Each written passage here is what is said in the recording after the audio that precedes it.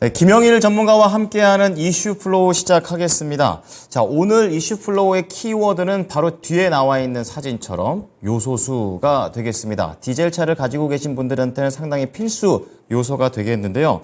요소수와 관련해서 2차 대란이 나는 것 아니냐? 없다. 이런 얘기들이 또 다시 한번 불거지고 있는 그런 시점에서 관련된 내용을 좀 자세하게 보겠습니다. 자, 그 전에 앞서서 요소수가 도대체 뭐가 문제가 되는 건가? 요소수는 뭔가라고 좀 알 수가 있는데요. 바로 이 애드블루라는 상표로 좀 더 많이 알려져 있는 게 요소수가 되겠습니다. 앞서 말씀드린 것처럼 디젤 차량에서 쓰이는 거고, 디젤 차량에는 이 오염물질이 배출이 되죠. 이제 이거를 줄이기 위해서 SCR이라고 해서 매연 저감 장치라는 것을 달고 있습니다. 이 차 뒤에 지금 화면에 나와 있는 DEF 이 마크가 붙어 있는 게 바로 그 뜻이 되겠는데요. 이 요소수가 이 장치 속으로 들어가서 배기가스의 분사가 되고, 그리고 이 질소 산화물, 이 오염물질을 물과 질소로 분해해가지고 오염물질을 좀 저감시키는 그런 효과를 보여주고 있습니다.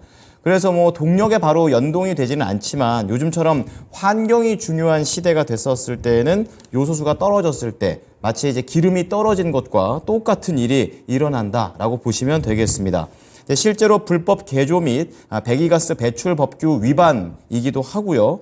또 환경을 제외한다고 해도 요소수를 안 넣게 되면은 이 디젤 차량 자체의 엔진 출력도 낮아지고 나중에는 심했을 때 시동이 걸리지 않을 수도 있다고 합니다. 그래서 이 요소수가 얼마나 중요한지 디젤 차의 제2의 연료라고 불리는 이유가 바로 여기에 있습니다. 자, 하지만 요소수가 지금은 중국의 의존도가 좀 낮아져야 되는데 계속해서 올해 들어 다시 높아지고 있다고 하는데요. 그래서 오늘 요소수와 관련해 어떠한 종목들을 봐야 되는지 주제 공개하도록 하겠습니다.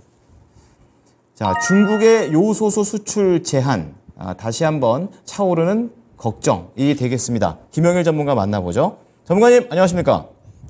네, 반갑습니다. 김영희 전문가입니다. 네, 뭐 1차 대란 이후로 2차 대란이 또 우려가 되고 있습니다. 뭔가 이 많은 대안들이 좀 필요할 것 같은데 좀 자세하게 현황 파악을 좀 해보겠습니다. 세 가지 플로우 나눠보겠는데요. 첫 번째 플로우는 여전히 높은 중국 의존도가 되겠습니다. 그리고 관련된 종목들 어떤 것들이 있고 오늘의 흐름이 이 이슈에 반응을 하는지 좀 체크를 해보고요. 마지막으로 요소수 관련 투자 전략까지 들어가 보겠습니다. 자, 중국에 대한 의존도가 높은 건 아는데 뭐 얼마만큼 지금 바뀌고 있고 정부에서는 이런 것과 관련해서 어떠한 움직임들을 현재 보이고 있는지 현황 부탁드리겠습니다.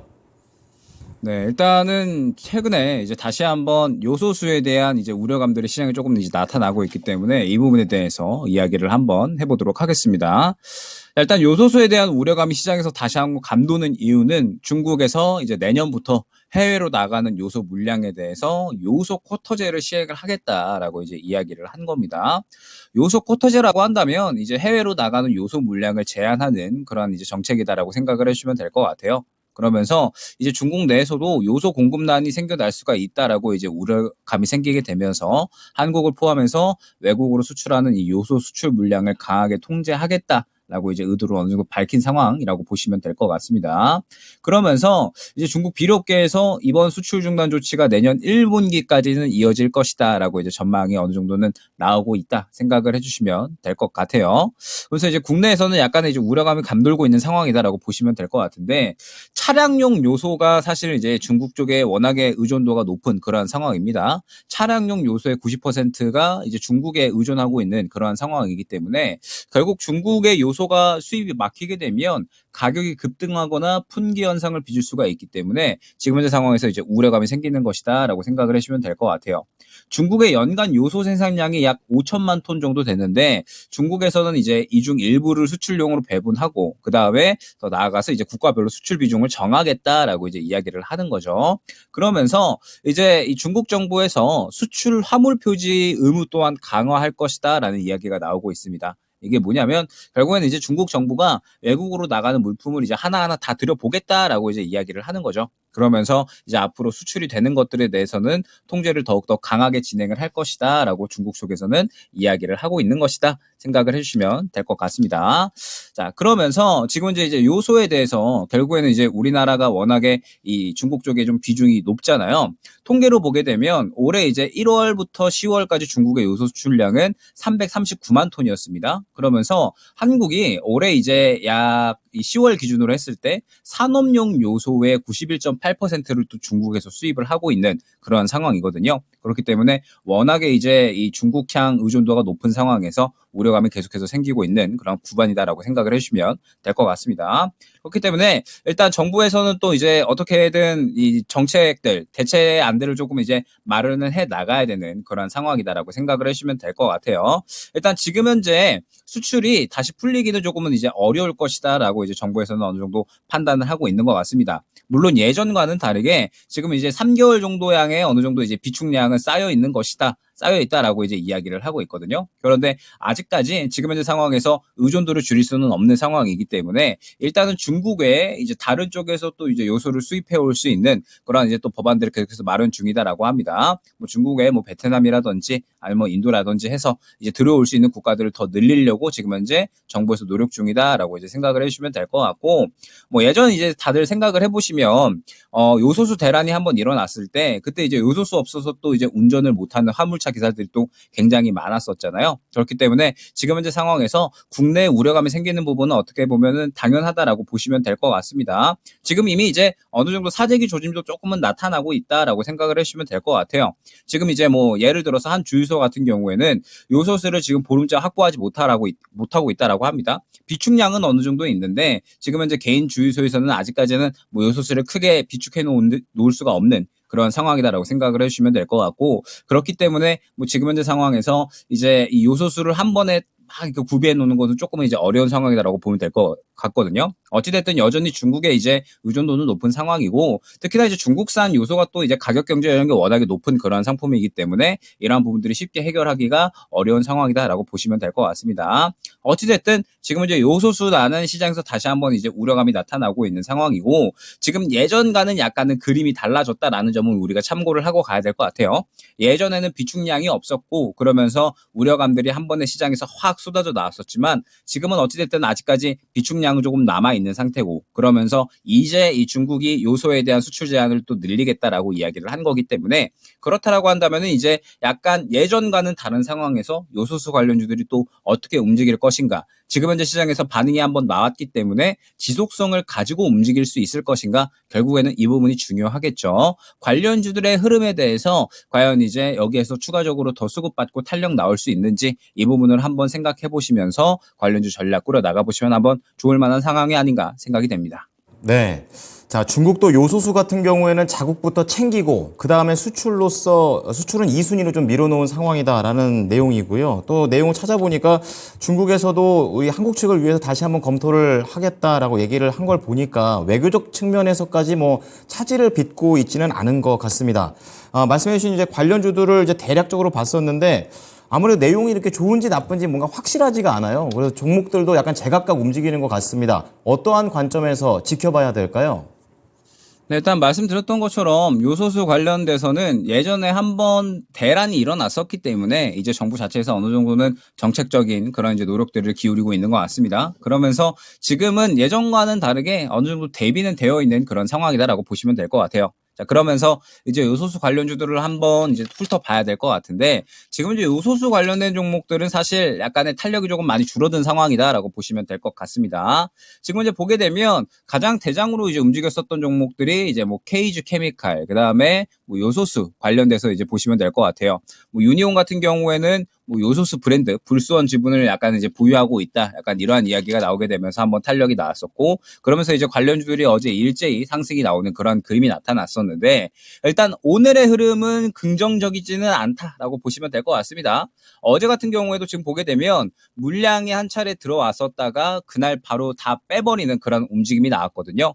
결국에는 지금 현재 상황에서 요소 관련된 이슈는 시장에서 한 차례 정도 주목을 받기는 했지만 지속성을 갖기에는 약간은 어렵지 않았나라고 있다라고 생각이 됩니다. 어제 들어왔었던 물량들이 그대로 다 빠져버렸기 때문에 결국에는 힘이 조금은 부족했다라고 생각을 할 수가 있고, 그러면서 앞선 구간 대비해서 수급 또한 그만큼 크게 들어오지를 않았어요. 그렇기 때문에 요소수 관련된 이슈는 시장에서 한 차례 돌기는 돌았지만 무언가 큰 폭의 지속성을 가지기에는 힘이 조금은 부족했다라고 생각을 해주시면 될 것 같습니다. 유니온 같은 경우에도 어제 물량이 상당히 많이 들어오기는 했지만 어제 그대로 다 윗꼬리를 그리는 모습, 그 다음에 오늘까지도 추가적으로 조정이 나오는 모습을 확인을 할 수가 있죠. 때문에 지금 현재 상황에서 요소수 관련된 종목들은 지금 시장이 완전하게 개별주 흐름으로 계속해서 이어지고 있잖아요.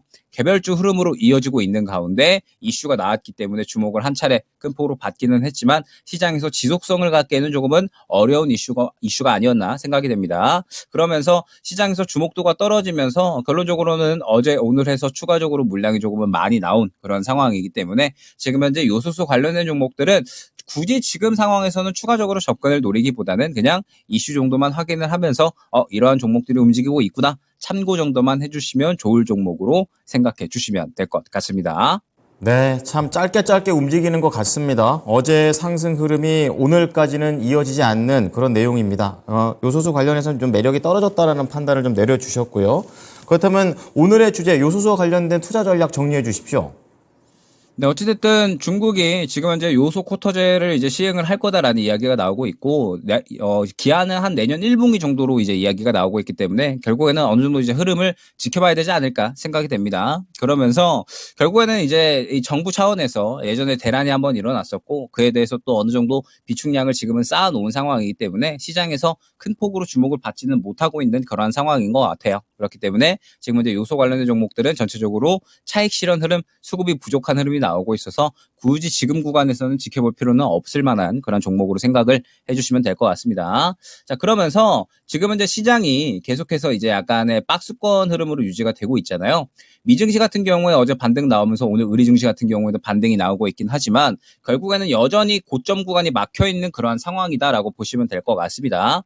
고점 구간이 막혀있다라고 한다면 항상 강조드리지만 주도주는 강하기가 힘들고, 그러면서 계속해서 개별주가 마구마구 날뛰는 시장이 연출이 될 수밖에 없다라고 말씀을 드렸죠. 지금 현재 시장은 계속해서 개별주만 왔다 갔다 하는 시장이 연출이 되고 있고, 결국에 이러한 흐름은 일단 12월 FOMC까지는 유지가 될 것이다라고 생각을 해주시면 될 것 같습니다. 10월 중순 FOMC 예정이 되어 있고, 이 FOMC 결과에 따라서 이제 시장이 어느 정도 방향성이 나뉠 것이다라고 말씀을 드렸었죠. 좋은 이야기가 나오면 이 매물대를 다시 한번 뚫어주려는 시도를 해줄 것이고, 만약에 그렇지 않으면은 어느 정도 추가적인 차익 실현이 나올 거다라고 말씀을 드렸었습니다. 그렇기 때문에 일단 우리가 FOMC까지 가져가야 되는 전략은 계속해서 동일하다 말씀을 드릴 수가 있을 것 같아요. 여전히 박스권 내에 머물러 있는 상황이기 때문에 계속해서 박스권 장세에 맞는 개별 종목을 우리가 잘 선별을 할 필요성이 있다라는 점. 지금 최근에 뭐 양자 컴퓨터라든지 아니면 뭐 STO, 뭐 그다음에 뭐 가상화폐 등등 해서 시장에서 새롭게 이제 이슈가 도는 종목들이 있잖아요. 근데 이제 이슈가 돌았었던 종목들이 오늘까지 해서 약간은 차익 실현이 나오는 그런 흐름이 이제 보여주고 있기 때문에 지금부터 또 이제 우리가 봐야 될 거는 새롭게 수급이 들어가는 종목이 어느 종목인지 한번 잘 지켜볼 필요가 있을 것 같습니다.